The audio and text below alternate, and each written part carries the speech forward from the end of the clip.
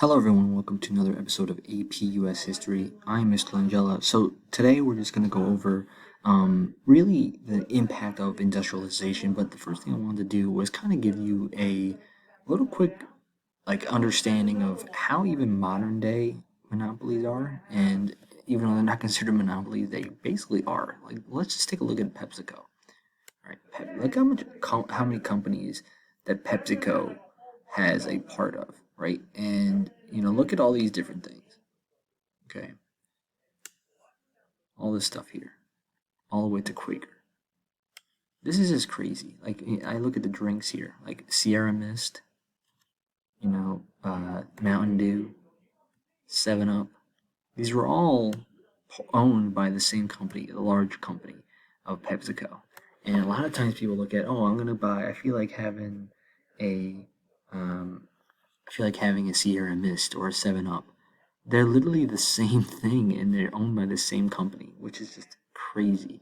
But that's kind of like the modern day monopolies are like, and there's even crazier when you look at media companies and which which media parent company owns what. It's wild. But enough of that. Let's get into the rest of the lesson. So, like I said before, we're going to talk about the impact of industrialization. Okay, so the first thing we have to understand is that before we were mentioning how the impact really goes along with the big business owners or the wealthy or the elite of society. But it really shows that during this time period where there's no regulation on companies or things like that, the wage gap was so drastically different that, like, just take a look at this stat right here. 10% of American population had controlled 90% of the nation's wealth. Like, that's just wild. That's so crazy. But the reality is that most people were accepting of this wage gap, this change, this division, because they each of them believed in the idea of the self-made man, like this idea that basically, if they put the hard work in, and with they can somehow go from rags to riches, like the Carnegie story, right? Andrew Carnegie was one of those people. Thomas Edison was one of those people. So a lot of people kind of thought that this was, you know, it's better not to regulate business because that means if they make it big, they don't want to be regulated either. And this idea kept growing and growing to the point where they kind of just accepted the fact that they were down in the dumps and they blamed themselves for it. Along with this widening gap within the industrialists and the lower class, we started to see a growing of the middle class, and this is obviously the group of people that were working in jobs where they made good money and they could afford to buy standard goods and services. Now, the reason why this happened was because of these industries and these corporations. There started to become emergence of administrative jobs, people that work in white collar jobs, basically people that would run the businesses for the industrialists, because those people weren't obviously working every single day running their companies. They would need to have people to run it for them, and this is where we start to see a growing of middle class people that are doing this for them. Now, these positions were salaried, they paid pretty well, they helped make sure these businesses run efficiently. And on top of that, we even saw new types of jobs open up that would also contribute to the growing middle class. Now, obviously, business work, the white collar jobs of working in businesses was important. We even start to see accountants. Obviously, they need to count their money, they need to make sure that everything's accounted for. Salespersons, right? People that were selling the goods, doctors, people becoming more educated, so now they have the occupation of being a doctor and a lawyer, and even people that worked in public offices, people who worked in public services, right? These people all contribute to being part of the middle class, which is obviously that middle ground, making good money so they can afford goods and services. But most people were living in the poor. They were living in lower class, especially when it comes to the people living in the cities and those immigrants that were migration that had migrated to the large cities. Now, wages were so horrible back then that most likely every member of the family was working in a factory or working in a job. That included the children. So we did see an increase of women, 20% more women working in jobs ever more than ever before. They worked in textile mills, they worked in bookkeeping, they worked in food processing plants. But children were now working more as well, and some of the impacts of this were children were losing their childhood. I mean, they started to. There have been a lot of cases where boys would work in these factories with men, and they literally would be smoking a pack of cigarettes like the other men did because they felt like they were just one of the men. And this obviously has a detriment to the child's development as an adult, but also we started to see even physical harm. The fact is, there were a lot of times where people had lost limbs or were exposed to chemicals or in cases died.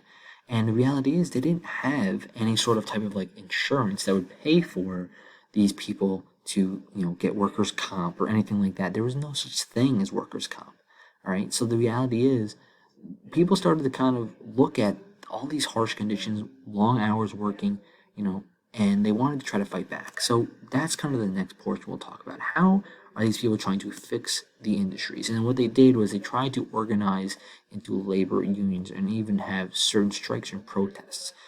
Now the problem is that there were so many people looking for jobs back then that most likely strikes wouldn't necessarily work. Now, granted, strikes do work later on, but in the beginning it failed miserably.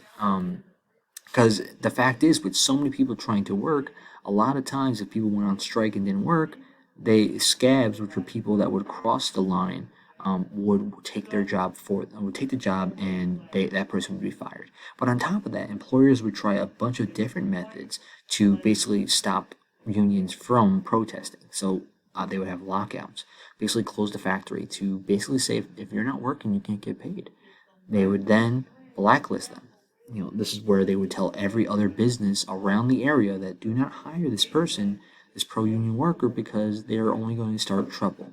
They would have yellow dog contracts. Basically, this was a contract that they had to sign that if in order for them to get this job, they cannot form a union or they would be penalized for being fired or be put in prison.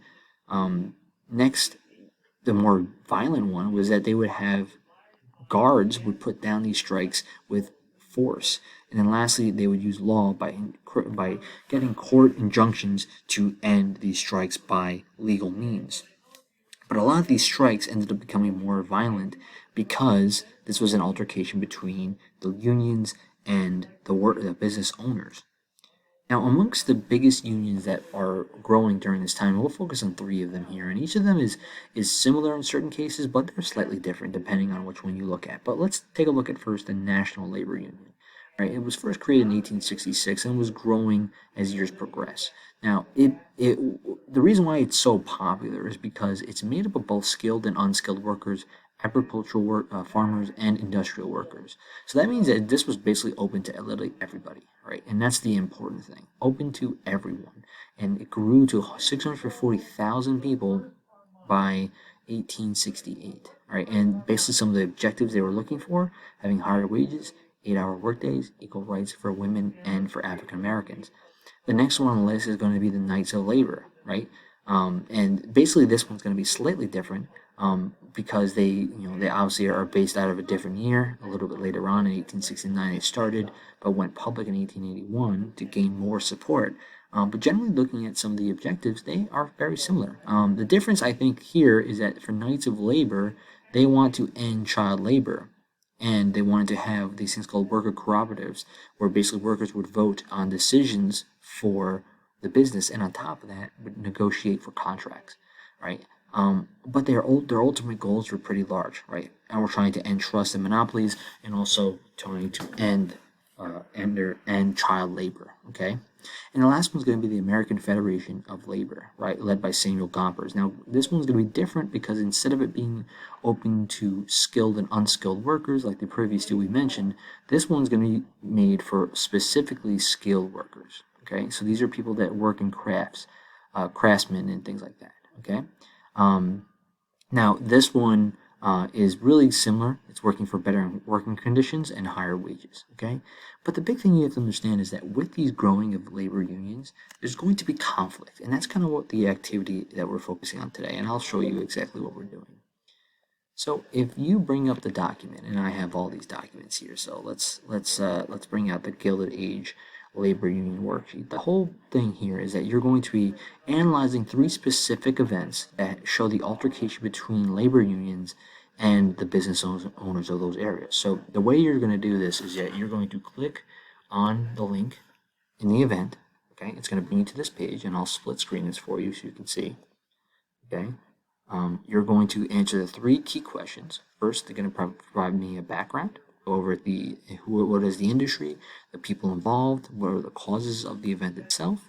Then you're going to go into what happened, what were the effects and impacts of this event, okay?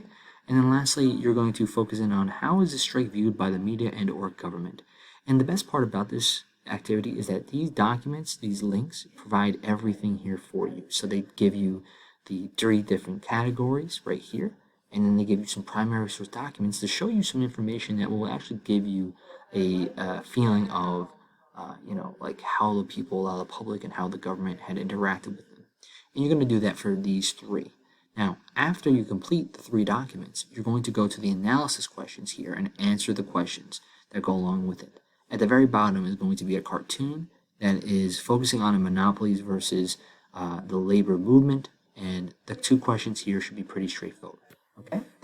All right, guys, that's it from me. If you have any questions, please let me know. I'm always here to help. All right, Angela,